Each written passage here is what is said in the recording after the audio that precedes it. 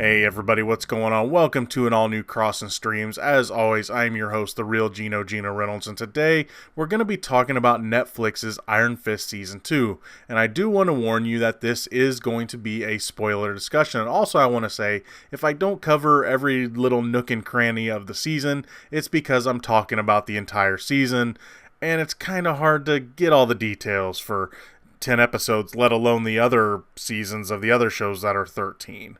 After the events of The Defenders and Luke Cage Season 2, Danny has been on a mission to keep the supposedly late Matt Murdock's request to, quote, protect his city. While he is trying to live a somewhat normal life with Colleen Wing, he is fighting more and more battles in the streets. If there isn't a battle to fight, he disappears to go somewhere where he can just use the fist. And now, after reading that live, that just sounds weird, but anyway, he wants to harness the power and punch things is basically what he's doing. I know it sounds like something else, but hey, anyway. Colleen is still struggling with wanting to fight. She has given up teaching and just wants to live a normal life now that the hand is gone, probably. Joy Meacham wants to be bought out of her share of Rand Enterprises for revenge reasons against Danny and her brother Ward. She is working with Davos to pull this plan off. Davos has his own motives, which are to collect certain items so he can receive the Iron Fist powers from Danny and claim his rightful position as the immortal Iron Fist. Ward has been going to meetings to deal with his addictions, but gets addicted to something, or should I say someone else, his sponsor. The only real new character, or I guess I should say characters, is our Mary Walker. She has dissociative identity disorder, or DID, which causes her to struggle with herself, which identity is really in control. Walker, the former special ops soldier, Mary, the sweet and innocent artist, or something more sinister, as we find out there's a third one later on in the series. She, at least the Walker version of herself, has been hired by Joy and Davos to help them with their plans against Danny and Ward. Okay, we all caught up? Good. For the most part, I enjoyed Season 2 of Iron Fist better than the first season. That being said, I still had some issues with it. While I was fine with the plot of the fist being like an addiction to Danny, with Ward's chasing the dragon comparison being very funny, it just felt like another excuse for Danny to doubt himself in yet another season. Also, this season takes place after Luke Cage Season 2, where Danny was pretty sure of himself when talking to Luke. Now, all of a sudden, Danny can't find his center or whatever it was. He tried to help Luke to keep his calm, but now he can't keep his. That whole thing together just feels a bit off to me. On the flip side, I did like that it took Danny losing the fist to become a better and smarter fighter. Having things flip to where Colleen is now teaching him to fight was a pretty smart move, even though I thought them breaking up because of it was kind of dumb. The ending of the season kind of bothered me as well. The funny thing was, I didn't even realize that the season was only 10 episodes until the 10th episode was over. While I'm fine with the shorter season, the ending felt so rushed, and I feel like maybe at least a whole episode's worth of information was missing. Near the end of the final episode, Danny decided that he wants to know if he is worthy of controlling the fist, having let Colleen take over the power of Xiao Lao earlier in the season.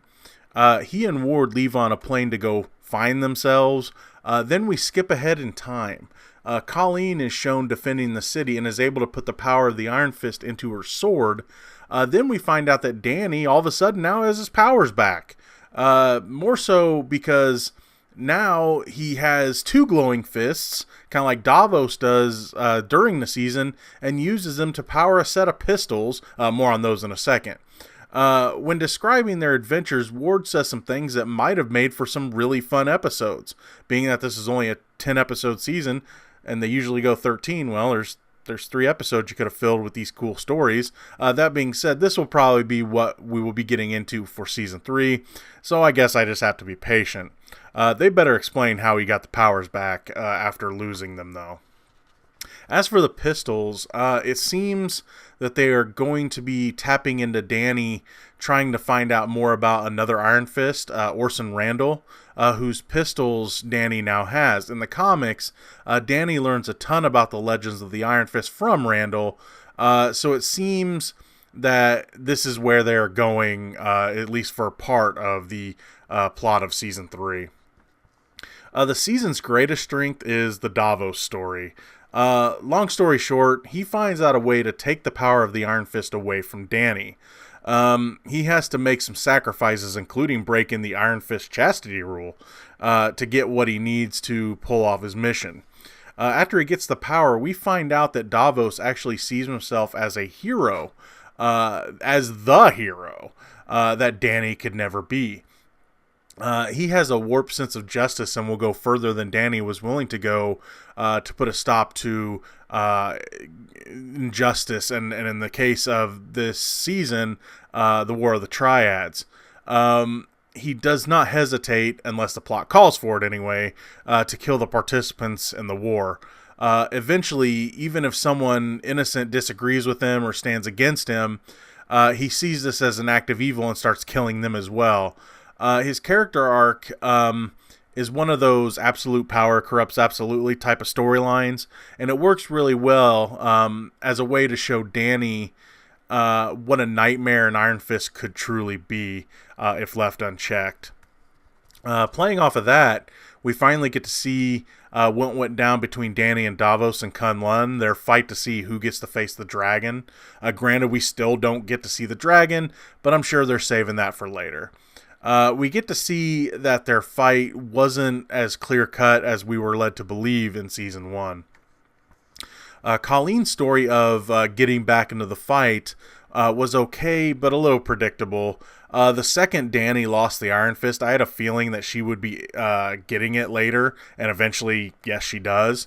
I think my favorite part of hers in the season is anytime she gets to team up with the guest starring Misty Knight. The two characters just really work well together. They even teased a bit that Colleen might become a cop.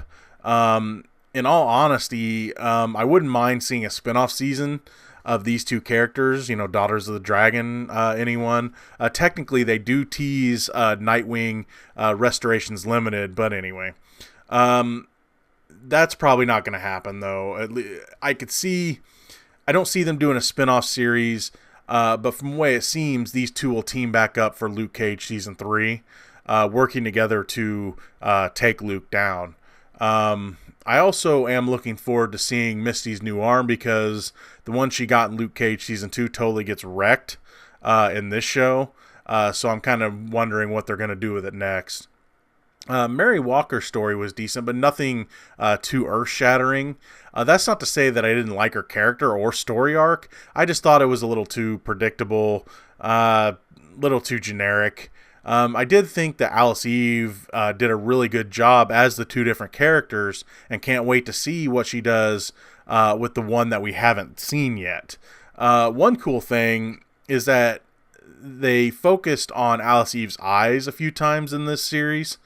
And Alice Eve really does have heterochromia, which makes her left eye blue and her right eye green, which plays into her duality. Lastly, her character is the one character during this season that has a big attachment to the MCU, as her character was involved in an incident in Sokovia, as in the Sokovia Accord Sokovia.